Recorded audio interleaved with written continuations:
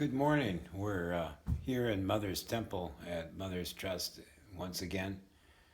Um, a little more, I guess you would say, orientation.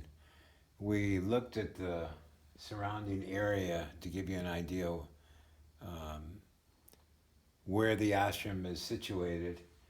And I think what we need to do now is talk a little bit about what Mother's Trust is doing right now.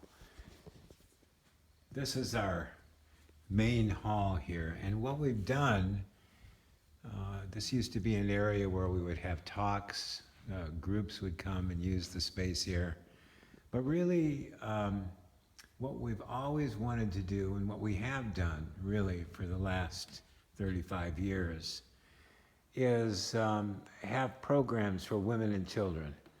That's been a very important thing for us for as long as we've been here. And it was actually, as I've mentioned before, we all started at the Vivekananda Monastery, which is just down the street from us here.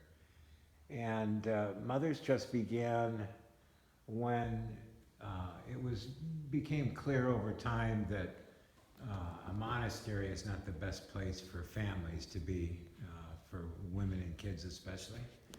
And over time it became necessary to have a place that would be there for women and kids. And so Mother's Trust started. And then the temple was built. Mother's Trust started in 91. The temple was finished by 98. Sharadeshri Ashram came and dedicated the building. And slowly we began to have programs. Though it was an interfaith center then, we had programs associated with that, but we also had women and kids coming regularly. And now we're kind of exclusively going towards that direction. We have retreats where groups can come and use the space in a limited way in the temple. But the retreat house across the street, you can see it over there through the window. The retreat house, which is a big space on 2 floors, that space is available for groups, and we encourage groups to come and use it. It's a wonderful spiritual atmosphere that's here. But now we have these programs on weekends. We have children come and they have recreation. They learn things about different religions, just to give an overall picture about things. There's counseling that goes on for women and kids who are we hope to do this more in the future. Now we do it on some occasions where Mataji Gauri Brata especially, and even Sanyasini Shakti Brata do where they work with women who are battered women and children who've been through traumatic situations. And that's something that they have training for, and they continue their training on that. And we hope in the future to have programs that will be directly related to them. We've treated with people more individually in the past, and we want to have regular programs. And we're going to be using the space in the temple for that.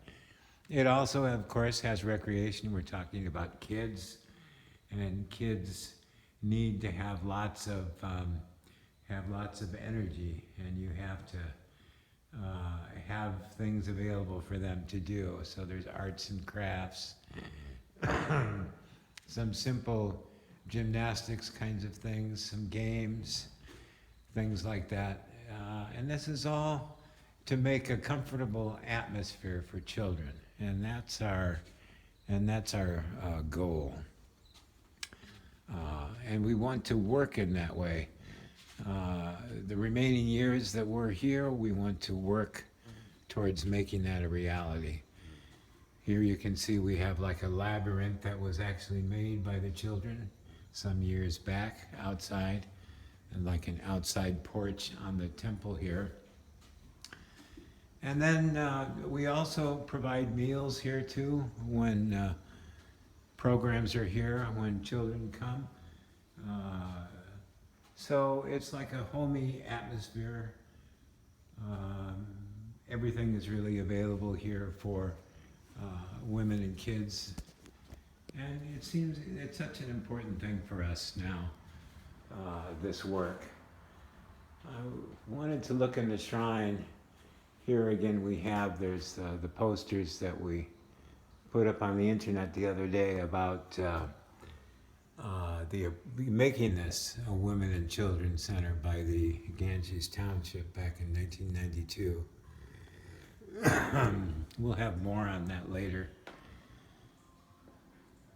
The shrine space here, we thought we should talk to you about a little bit as we go. There's a lot of things in here that we'll try to cover over time. I think we just start today with a brief background. You can see on the shrine here, the morning light is not the best light to take pictures in. But you can see this is Ma here. She was also more commonly known as Sharada Devi. She was the partner, the wife of Sri Ramakrishna. And in the Sharadeshri Ashram tradition, she's referred to, along with Ramakrishna, as the Holy Twins. And she was the one who was especially dedicated to the welfare of children. It's a very interesting relationship that Sri Ramakrishna, who's up above,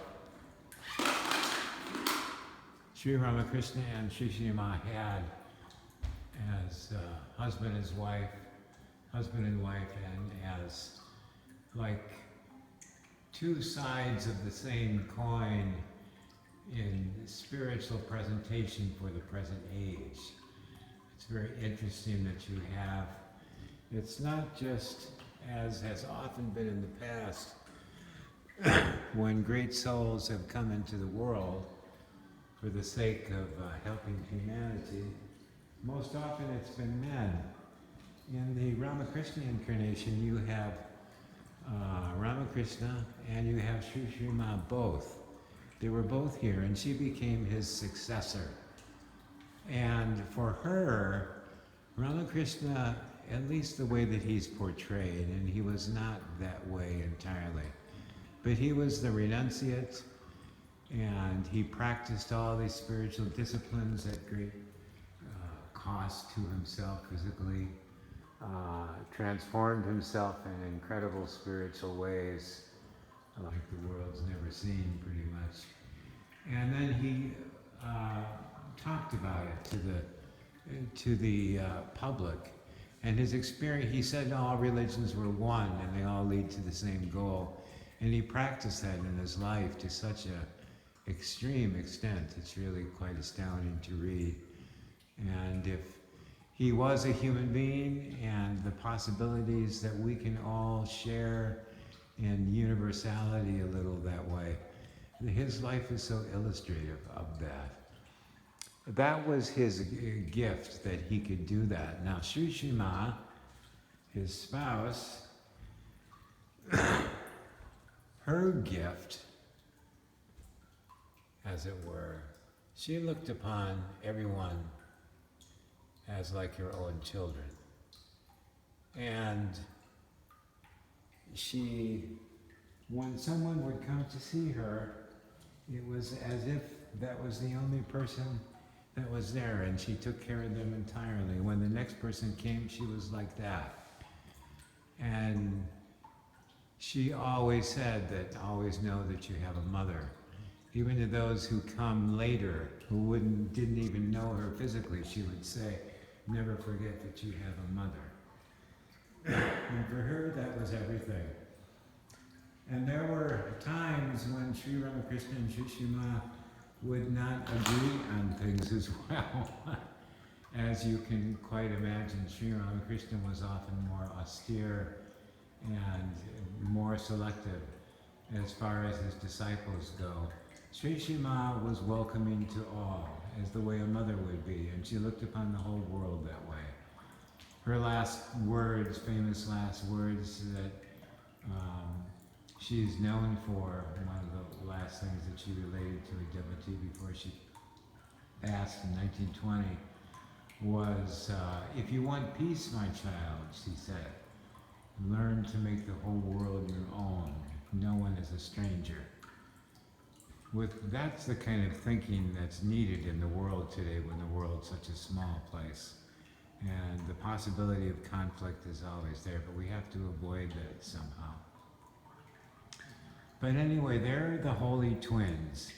And they both represent the same reality, seen in different ways. But they dearly wanted to see service of humanity as something in all the ways that it might be needed. That's what they were for. They came to do that for people, for everyone. But those are the main people that we have in the shrine here. The other we have here, this is Gauri Ma. And Gauri Ma was a monastic disciple of Ramakrishna. She was initiated by Ramakrishna when she was just 10 years old. And many years later, after she had lived for years and she had become a renunciate, she wandered through the Himalayas as a wandering holy person. And she was very physically strong and mentally strong and was very good at taking care of herself. She would, if she ever had any difficulty, she was capable of physically defending herself when she was a wanderer. And later, that served her very well when she was taking care of her girls. Years later, she met Ramakrishna again when she was about 20, 21. And he gave her sannyas then in Calcutta. And he asked her, she lived, after she had returned from wanderings in the Himalayas, she lived in Calcutta with Ramakrishna and Sharada Devi at Dakshineshwar. And during that time, Ramakrishna had asked her to serve women and girls. He said the women were living like worms in the culture and they needed help, and that she should dedicate her life to the benefit of women. And again, it's